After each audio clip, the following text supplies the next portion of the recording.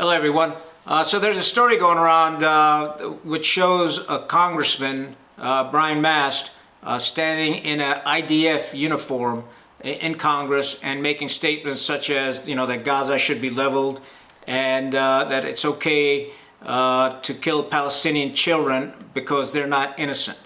So there's an outcry about this, and a lot of questions were raised about dual nationality and him being able to serve in the IDF. So I did some research on Brian Mast, and it turns out, the guy's a hero. I mean, who am I to question his loyalty to the United States?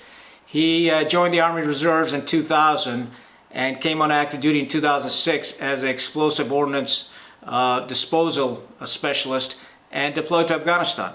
Unfortunately, in 2010, he was injured by an IED and consequently lost both his legs and an index finger. So, the man has made an incredible sacrifice to this country. There's no doubt in my mind about that. However, so then 2015, he decides to go serve in the IDF. So he goes to Tel Aviv. Evidently, Israel has a program where foreign nationals can come to Israel and serve, in the IDF. And he decides to go serve there for a few months and basically packed medical supplies for the IDF. And then in 2016, he ran for Congress, and part of his platform was that he's the only congressman that has worn the U.S. Army uniform and the IDF uniform. And, ran from 12th District in Florida and won. Now he's a huge supporter of Israel, and that's fine. I mean, that's his right, not an issue. But the problem is, a lot of people said, well, he's a dual national. How can that be? So I looked at it, and I looked at, he just so happens to be a Christian. And Israel doesn't really give nationalities unless you live there to people of the Christian faith. But Jews can automatically get Israeli nationality. So that's not the issue here. The man is just an ardent supporter of Israel, and that's fine. I respect that.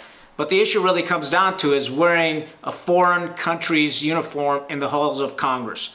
Congress has a dress code. You're supposed to have a jacket and tie. You remember Senator Freeman got, he was forced to put on a jacket and tie. So what it comes down to is, making pronouncements such as it's okay to kill Palestinian children or kill children. They're not all innocent. It's okay to level everything. These statements are war crimes. And the reason being is because you're in a position of leadership. And you can't be saying things like that. It's against the law of war for you to make statements like that. And Israel just got brought in front of the ICJ, the International Court of Justice, and those statements that the Israeli politicians made were used against them.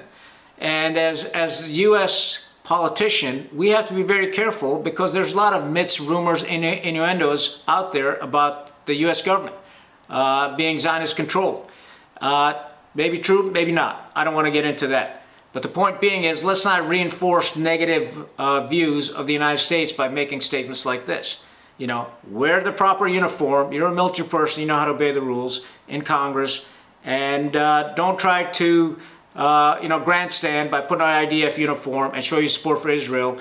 You can show your support in other ways, but don't do it at the detriment of the United States. That's my point. I've got an incredible amount of respect for him. Don't get me wrong, but poor judgment. We can do better. The Constitution certainly allows us to do what he's doing, but the Constitution also, ensures that we all of us, all men and women are created equal in front of God. Everybody is. That's what the Constitution says. So everybody's got the right to freedom, human rights, and equality. And it doesn't matter if you're American, if you're Israeli, or if you're Palestinian. And we need to set the right example to make sure that we're adhering to our Constitution and not some ideology that promotes something else. So it's very important for our political leaders to do that. Now, there have been cases in the past where politicians have been born, in other countries. Senator Ted Cruz is a good example. He was born in Canada. If you all remember Senator McCain, another war hero, was born in the Panama Canal Zone. And so that's not an issue. The Constitution certainly allows it. So it allows for this. So the Constitution makes no mention of it. So therefore, it's assumed that it's allowed, but it's probably not good practice. The Constitution makes no mention of spies, so that doesn't mean that spies are allowed just because it doesn't mention it, you know? So we need to apply some common sense to all this stuff. Our first allegiance is to the United States, not to any other country. Don't care.